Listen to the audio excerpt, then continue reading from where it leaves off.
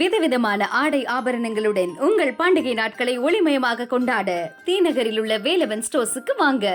தினமலர் நேயர்களுக்கு வணக்கம். 2024 இந்த நூற்றாண்டினுடைய மிக முக்கியமான ஆண்டாக இருக்க போது அதற்கு காரணம் இந்த ஆண்டில் தான் உலகின் 60-70 நாடுகளுக்கு ஒரே நேரத்தில் தேர்தல் நடக்க போகுது. அது மட்டும் இல்லாமல் 6 ஆண்டுகளுக்கு ஒரு முறை நடைபெறும் ரஷ்யாவினுடைய அதிபர் தேர்தல் நடைபெற்று முடிந்து புதின் அவர்கள் மீண்டும் அதிபராகிட்டார்.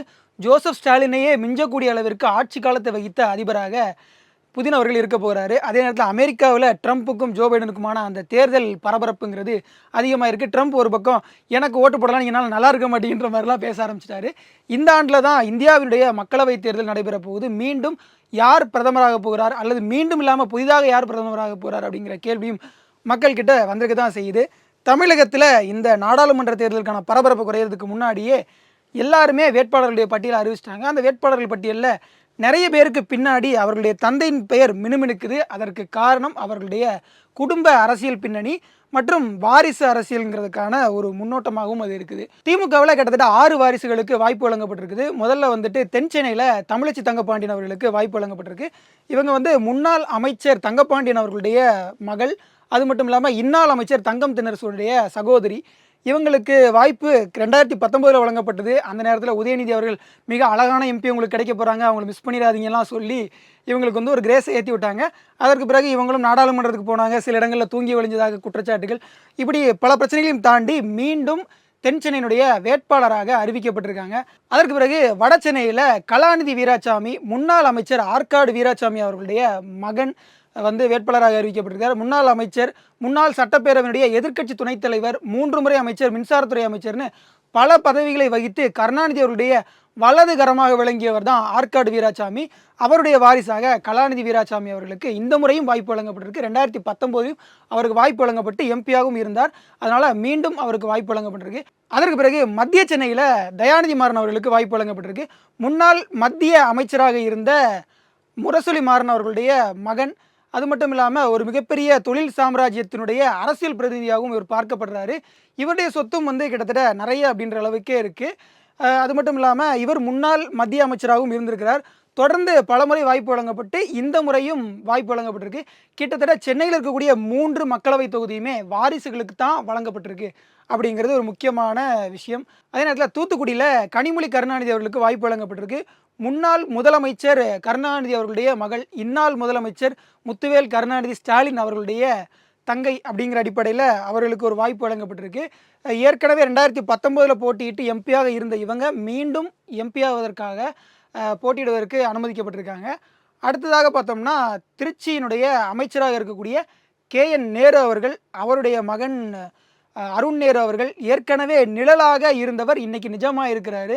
இதற்கு முன்பு KN நேரு சார்பாக கட்சியில் எந்த பதவியிலும் இல்லாவிட்டாலும் கட்சியினுடைய பல செயல்பாடுகளிலும் மூக்க நுழைத்து கொண்டு அதிகாரத்தின் வாரிசாக தன்னை அடையாளப்படுத்தி கொண்டிருந்தவர் தான் அருண் நேரு. கட்சியில் பதவிக்கு வந்துடணுன்றதுக்காகவே இந்த மக்களவை வேட்பாளர் வாய்ப்பு அவருக்கு வழங்கப்பட்டிருக்கு. அதனால் KN நேருவினுடைய வாரிசாக பெரம்பலூர் தொகுதியில் அருண் நேரு அவர்கள் போட்டியிடுறாரு. வேலூரில் இன்னாள் அமைச்சர் துரைமுருகன் அவர்களுடைய மகன் கதிரானந்த் அவர்களுக்கு தான் மீண்டும் வாய்ப்பு வழங்கப்பட்டிருக்கு. வேலூரில் இருக்கக்கூடிய முக்கியமான அரசியல் தலைகளாக இருக்கக்கூடியவர்கள் தான் இவங்க 2 பேருமே. கதிரானந்த் அவர்களும் அவருடைய அப்பா துரைமுருகனும். இவங்க 2 பேரையும் தாண்டி அங்கே எதுவுமே நடக்க முடியாது அப்படின்ற அளவிற்கு மிக ஒரு அதிகாரமிக்க கட்டமைப்பு அவங்க ஏற்படுத்தியிருக்காங்க. அதனால் 2019 மாதிரி 2024 கதிரானந்த் அவர்களுக்கு வேட்பாளராக வாய்ப்பு வழங்கப்பட்டிருக்கு. கடந்த முறை இவர் யாரை எதிர்த்து போட்டிட்டாரோ ஏசி சண்முகம், அவரை எதிர்த்தே மீண்டும் போட்டியிடக்கூடிய சூழலும் உருவாயிருக்கு. கிட்டத்தட்ட 21 வேட்பாளர்கள், அதில் 11 புதுமுகங்கள், அதையும் தாண்டி கிட்டத்தட்ட 6 வாரிசு வேட்பாளர்கள் திமுகவில் களமிறங்குறாங்க. அடுத்ததாக அதிமுகவில்னு பார்த்தோம்னா 34 வேட்பாளர்கள் இரட்டை இலை சின்னத்திலையும் 33 வேட்பாளர்கள் அதிமுக கட்சிக்குள்ள இருந்தும் களமிறங்குறாங்க. இதில் 32 பேர் புதுமுகங்கள், 5 பேர் வாரிசுகளாகவும் பார்க்கப்படுறாங்க. ஏற்கனவே போட்டியிட்டு மீண்டும் போட்டியிடுறவர் யாருன்னா ஜெயவர்தன், முன்னாள் அமைச்சர் ஜெயக்குமார் அவர்களுடைய மகன். அது மட்டும் இல்லாமல் முன்னாள் சபாநாயகராகவும் ஜெயக்குமார் அவர்கள் இருந்திருக்கிறாரு. அதனால் ஜெயவர்தன் ஏற்கனவே 2019 போட்டியிட்டு தோல்வியுற்றவர். மீண்டும் 2024 இந்த முறை தென் சென்னை தொகுதியில் போட்டியிடுறாரு. அதற்கு பிறகு நீலகிரி தனித்தொகுதியில் லோகேஷ் தமிழ்ச்செல்வன், முன்னாள் சபாநாயகர், முன்னாள் அமைச்சர் தனபால் அவர்களுடைய மகன். அது மட்டும் இல்லாமல் முன்னாள் அமைச்சராக இருக்கக்கூடிய இவர் 1977 87 வரைக்கும் சங்ககிரி தொகுதியிலையும், அதற்கு பிறகு நாமக்கல் ராசிபுரம் தொகுதியிலையும், அதற்கு பிறகு திருப்பூரில் இருக்கக்கூடிய அவினாசி தொகுதின்னு 3 முறையுமே தனித்தனி தொகுதிகளில் போட்டியிட்டவர் தான் தனபால் அவர்கள். அவருடைய மகனான லோகேஷ் தமிழ்ச்செல்வன் வந்து நீலகிரி தனித்தொகுதியில் தான் அவரும் களமிறங்குறாரு. அதற்கு அடுத்ததாக பார்த்தோம்னா மயிலாடுதுறை பூம்புகார் முன்னாள் எம்எல்ஏவான பவுன்ராஜ் அவர்களுடைய மகன் தான் பாபு. இந்த பாபு தான் வந்து இந்த முறை வந்து மயிலாடுதுறை மக்களவைத் தொகுதியில் களமிறங்குகிறார். ஏற்கனவே 2 முறை 2011 2016 2 முறை எம்எல்ஏவாக இருந்தவர். தன்னுடைய செல்வாக்கை பயன்படுத்தி இந்த முறை மயிலாடுதுறை மக்களவைத் தொகுதியை தன்னுடைய மகனான பாபுவுக்கு வாங்கி கொடுத்துருக்கிறாரு. அடுத்ததாக அதிமுகவினுடைய நட்சத்திர தொகுதி அது என்னன்னா கோவை. கோவையில் சிங்கை ராமச்சந்திரன் அப்படிங்கிறவர் தான் போட்டியிடுறாரு. இவர் முன்னாள் எம்எல்ஏ கோவிந்தராஜு அவர்களுடைய மகன். அது மட்டும் இல்லாமல் ஐஐஎம் அகமதாபாத்தில் வந்துட்டு எம்பிஏ படித்தவர். ஸோ இவருக்கு வந்து நிறைய ஐடி விங் சார்ந்த விஷயங்களில் வந்து ஏற்கனவே அனுபவம் இருந்தது. நிறைய முறை அதிமுக வந்து பிளவுபட்ட போது இவர் வந்து கட்சியை விட்டு நீக்கப்பட்டு பிறகு சேர்க்கப்பட்டார். ஒரு வழியாக இவருக்கு வந்து கோவை தொகுதியில் வாய்ப்பு வழங்கப்பட்டிருக்கு. சிங்கை ராமச்சந்திரன் தன்னுடைய அப்பாவினுடைய பெயரை காப்பாற்றுவாரா, அது மட்டும் இல்லாமல் கோவையில் வெற்றி பெறுவாராங்கிறது வந்து களச்சூழலை பொறுத்து தான் இருக்குது. ஏன்னா களத்தில் ஏற்கனவே திமுக சார்பாக அதிமுகவில் முன்னாடி இருந்த ஒருத்தர் தான் முன்னாள் மேயர் ராஜ்குமார் அவர்கள் போட்டியிடுறாரு. அதே போல் அண்ணாமலை அவர்களும் போட்டியிடுறாரு. அதனால் கோவை தொகுதி அப்படிங்கிறது ரொம்ப ரொம்ப பரபரப்பாக தான் இருக்க போகுது. அடுத்ததாக ஈரோடு மக்களவை தொகுதி. இந்த மக்களவை தொகுதியில் வந்து ஆட்டல் அசோக்குமார் பாஜகவிலிருந்து அதிமுகவிற்கு வந்தவர். இவருடைய மாமியார் வந்து பாஜகவில் தான் இப்போவும் எம்எல்ஏவாக இருக்கிறாங்க, மொடக்குறிச்சியாக இருக்கக்கூடிய சரஸ்வதி அவர்கள். அதே நேரத்தில் இவங்களுடைய அம்மா அவங்க வந்து 91லேயே திருச்செங்கோடு மக்களவை தொகுதியில் போட்டியிட்டு வெற்றி பெற்ற ஒரு முன்னாள் மக்களவை உறுப்பினருடைய மகன் தான் இந்த ஆற்றல் அசோக்குமார். ஒரு வழியாக அதிமுகவில் இவருக்கு சீட் கிடைச்சதுனால இவர் வந்து தன்னுடைய முழு செல்வாக்கை பயன்படுத்தி வெற்றி பெறலாம் அப்படின்னும் எதிர்பார்க்கப்படுது. இப்படியாக திமுக அதிமுக 2 கட்சிகளுமே கிட்டத்தட்ட 18 தொகுதிகளில் நேருக்கு நேராக மோதுறாங்க. அதை தாண்டி அதிமுக காங்கிரஸோட ஒரு 7 தொகுதிகளில் மோதுறாங்க. இதையெல்லாம் தாண்டி பாஜகவில் வாரிசு அரசியல்னு பார்த்தா பாஜக இதற்கு முன்பு தமிழகத்தில் மிகப்பெரிய அளவில் வெற்றி பெற்றது கிடையாது.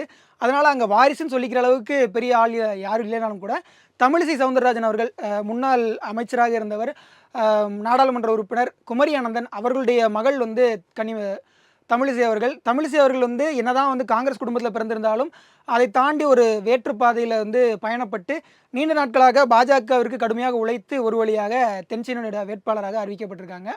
அதற்கடுத்து பார்த்தோம்னா தமாக ஜி.கே. வாசன் அவர்கள் கருப்பையா மூப்பனார் அவர்களுடைய மகன் 96 98 தேர்தல் நேரத்தில் வந்து இந்தியாவினுடைய மிக முக்கியமான அரசியல் தலைவராகவும் தமிழகத்தினுடைய மிக முக்கியமான அரசியல் சக்தியாகவும் பார்க்கப்பட்டவர் மூப்பனார். அவருடைய மகனாக ஜி.கே. வாசன் அவர்கள் களமிறங்குகிறார்.